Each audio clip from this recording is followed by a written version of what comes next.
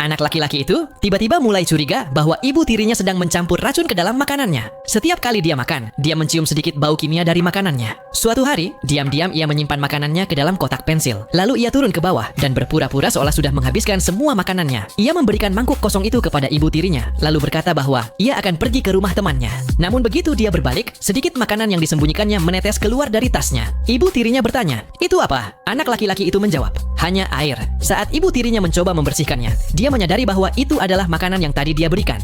Kemudian, anak laki-laki itu meminta temannya untuk menguji makanan tersebut. Tapi temannya berpikir bahwa dia hanya terlalu curiga. Saat keduanya sedang berdebat, makanan itu jatuh dan rusak. Ketika pulang ke rumah, dia menolak makan apapun. Dia melihat ayahnya makan dengan lahap dan bahagia. Anak itu berkata kepada ayahnya, "Ayah, bagaimana kalau kita tukar steak kita? Bagian saya sepertinya berlemak." Ayahnya setuju, tetapi ibu tirinya sama sekali tidak menyukainya. Melihat ekspresi tidak puas di wajah ibu tirinya, kecurigaan anak laki-laki itu semakin besar. Dia membawa steaknya ke dapur, memasukkannya ke dalam kantong, dan berteriak, "Ini buktinya, ibu tiri saya ingin meracuni saya." Saat ayahnya mencoba menghentikannya, dia mengambil pisau dan memperingatkan semua orang untuk menjauh. Melihat itu, ibu tirinya panik dan memanggil polisi. Dalam amarahnya, anak laki-laki itu berteriak, "Dia yang membuat ibu kandungku mati. Dia juga yang meracuni anjing kami. Sekarang dia ingin membunuh semua orang." Setelah mengatakan itu, dia berlari ke kamar ibu tirinya untuk mencari bukti. Ayahnya memaksa masuk dan mencoba menenangkannya. Ayahnya berkata, "Kalau ibumu masih hidup, dia tidak akan mau melihatmu seperti ini." Mendengar kata-kata itu, anak laki-laki itu sempat tenang. Tapi begitu ibu tirinya kembali, amarahnya kembali memuncak dan dia menikamnya dengan pisau. Saat itu juga, polisi datang dan menangkapnya. Anak laki-laki itu dibawa ke penjara. Tetapi ayahnya menyewa pengacara terbaik untuk membelanya. Meski begitu, anak itu tetap yakin bahwa dirinya benar.